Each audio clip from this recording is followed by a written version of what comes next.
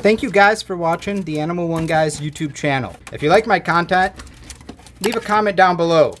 Ask me questions, let me know what you liked about it. And hey, click on the little like button. But please, if you want, go ahead and subscribe, because it helps my channel out. That way you can stay up to date with all my videos. And if you want, click on the bell icon to get notified. Right? Right? Huh? 1 out of 2. Not bad. So you remember that I made that video showing you feed one of my Pixie frogs, baby Pixie frogs that I was happening to get a hold of. And I said, oh, he's just in a 10-gallon enclosure, little 10-gallon fish tank. It's actually the tank that I wash my reptiles and my bearded dragons and whatnot, just in there for holdover. And I was like, a new tank is on the way, but because of COVID-19, it took so long. And you can probably see it in the thumbnail. So we're going to take a look at this Exoterra that I got here. And we're going to kind of go over the tank, see what's going on with it, and everything that's going on. Yes, here it is. It's so fancy. No, it's your basic Exoterra tank. This is the normal medium-sized tank. I really like Exoterra. They make some good tanks for certain things that you want to do that you don't want to have a lot of substrate in. And I'll go over that and why that's a problem for some tanks. But I guess let's get some of the basics out of the way. So it has a screen top. This is their dome that it came with. It can hold 2 types of bulbs. I have just a normal LED in here to add some light. And then I do have a compact fluorescent here giving off some UV. Pixie frogs, they don't really need UV, but I wanted 2-tone for the lighting, and I don't know how well the camera picks it up, but it's much whiter coming in back there, and then it's much softer yellow, hint of red back there, which is cool. The nice thing you get with Exoterra is the backdrops, I think, are really nice. It's just, made styrofoam, but it's textured well, and it adds, the 3D aspect. So that's good. And if you get the kit, which is what I did, some guy was blowing one out on Amazon, so I picked this thing up for 80 bucks, which is really cool. Came with a brick of plantation soil, which I didn't need to use because I mix my own soil anyways, but I'll keep that in reserve. Came with that plant back there, this little food dish, the backdrops, which usually you can buy separate, and then a temperature and humidity probe. And then I always have just a bunch of vinage and different types. It also came with two bendy logs to put in here, bend a branch, but for the frog, he's not going to use bend a branch. So, what do we have going on then? Well, to keep the humidity up in this tank being so tall and everything, and not having it hooked up to a fogger, not having a water supply that's splashing, I have the one screen is obviously covered by the light, and then I've taken some plastic and just put it down on the front screen. That way I can look at the humidity, and I can control the humidity by opening up, bending over the plastic to opening up some screen when I need to. Now, the thing is, this is not the only place where humidity can vent out, so normally it's not a problem, because Exoterra does, in their cases, venting. And you'll see it's right along here. Now, this feature can be one of the greatest things or one of the worst things for your tank, depending on what you're trying to do.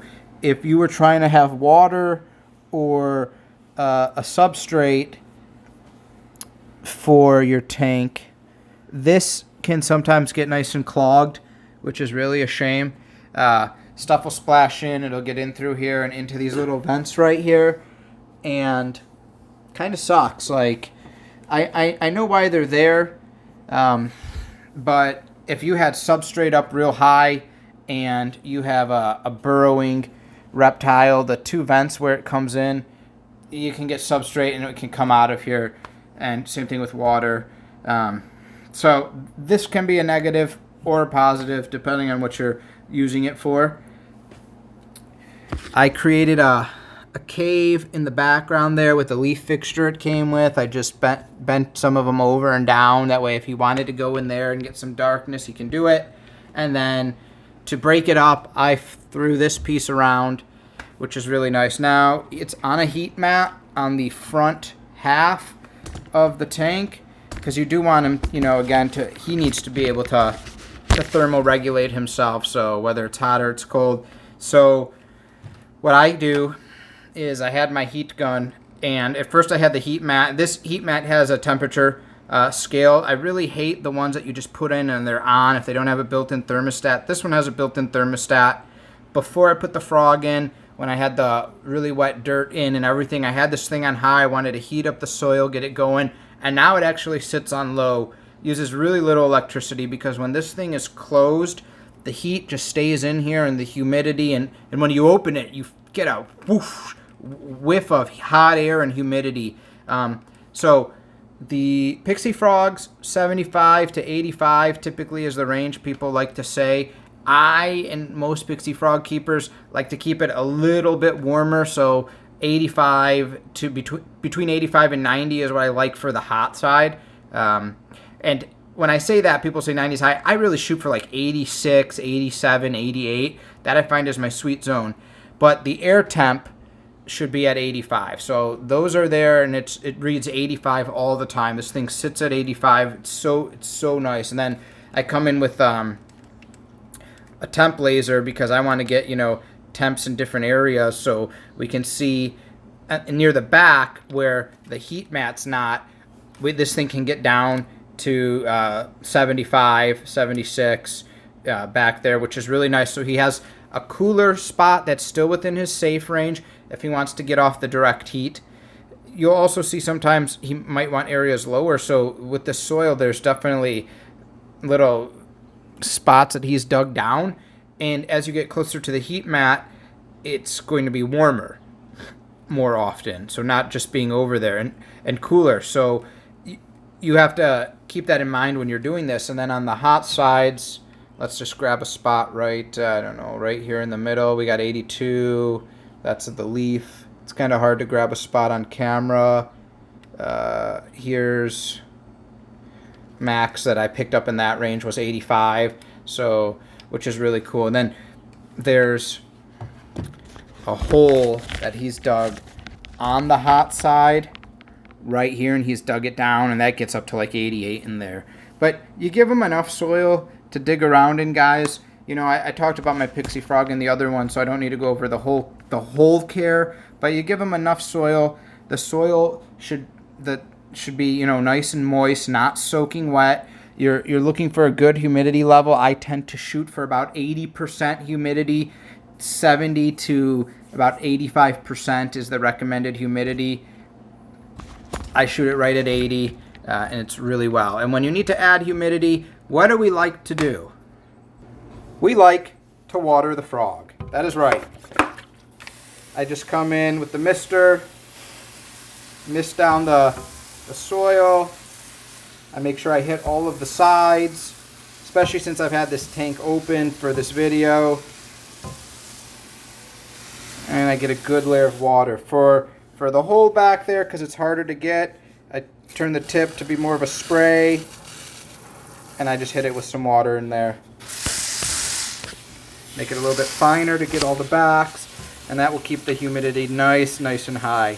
Now you may notice, and I talked about this before, water with the Pixie frogs, and everyone, yes, you can have water, no, you can't have water, blah, blah, blah, blah, blah, blah, blah.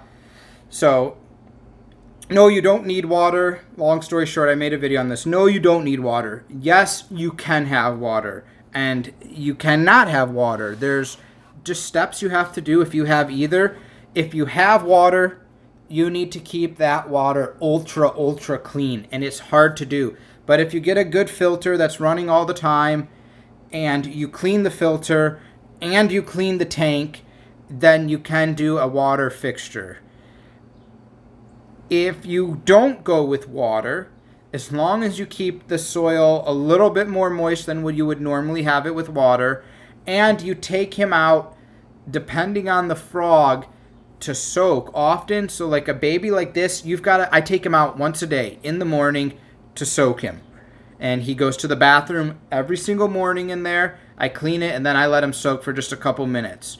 As the frog gets older and eats not daily, you can soak him, you know, up to once a week, twice a week, and just let him go to the bathroom and let him soak. So you can do either. Both, in my opinion, are almost just as intensive, but having no water is a little less maintenance.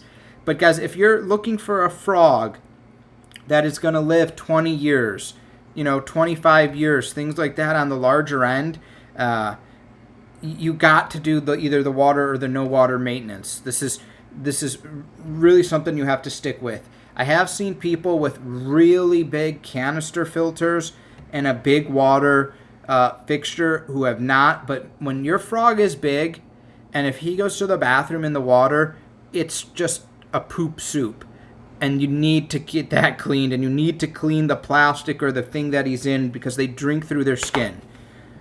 Okay, that is my blurb. Some of you may be wondering, where's the frog? We come on over to the side of the tank, and there's the frog right there.